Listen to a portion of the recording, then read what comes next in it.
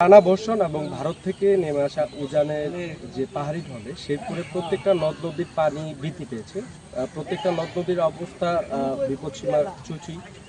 এছাড়া চেল্লেখালী নদীর পানি গত রাত 10টা থেকে বিপদসীমার উপরে, বাকি নদ নদীর পানিগুলা বিপদসীমার কাছাকাছি। তবে আজকের সকাল থেকে ভারী বৃষ্টিপাতের ফলে শেরপুরের ঝিনেগাতি উপজেলার মহারশী নদীর পানি বৃদ্ধি পাওয়াতে শেরপুরের ঝিনেগাতির মহারশী নদীর যে দিঘিরপাড় এলাকা রয়েছে, এই দিঘিরপাড় এলাকাতে যে বাঁধটি রয়েছে, বাঁধটি খুব ভঙ্গুর অবস্থা। এখানে স্থানীয়রা তাদের নিজেদের চেষ্টা এবং পানি উন্নয়ন বোর্ডের সহযোগিতায় তারা এই বাঁধটি সংস্কারের চেষ্টা করছে। তবে তারা যে চেষ্টা করছে, এই চেষ্টা তাদের কতটুকু থাকবে সেটা এখন দেখার বিষয়। কারণ যে পরিমাণ পানি বৃদ্ধি পাচ্ছে, এটা মনে হয় না আজকে রাতে বৃষ্টির ফলে এটা থাকবে।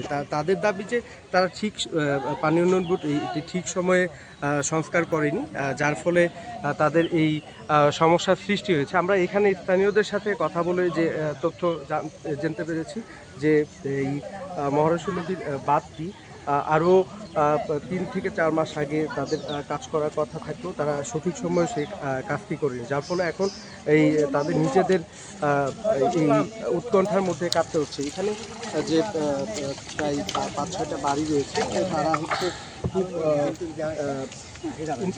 ইনসিকিউর অবস্থায় আছে, যার ফলে হচ্ছে যে কোনো সময় হচ্ছে বাঁধ ভেঙে এই বাড়ির ঘরগুলো নষ্ট হয়ে যাওয়া অবস্থায় রয়েছে। এবং এখানে যে একটা মাদ্রাসা রয়েছে, ফাজিল মাদ্রাসা, তো এই মাদ্রাসাটাও হচ্ছে যে কোনো সময় এই বাঁধ ভেঙে গেলে এটা থাকবে না মনে হচ্ছে।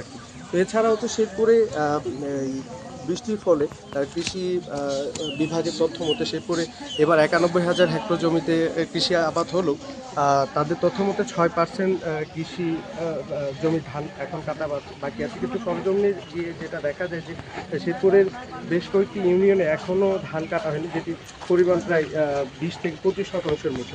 তো আমরা স্থানীয়দের সাথে এই বিষয়ে আরও তথ্য সংগ্রহ করার চেষ্টা করছি। আমরা এটা নিয়ে আরও আপনাদেরকে আপডেট জানানোর চেষ্টা করবো। আমরা নাইমুর রহমান তালুকদার, ঢাকা পোস্ট, শেরপুর।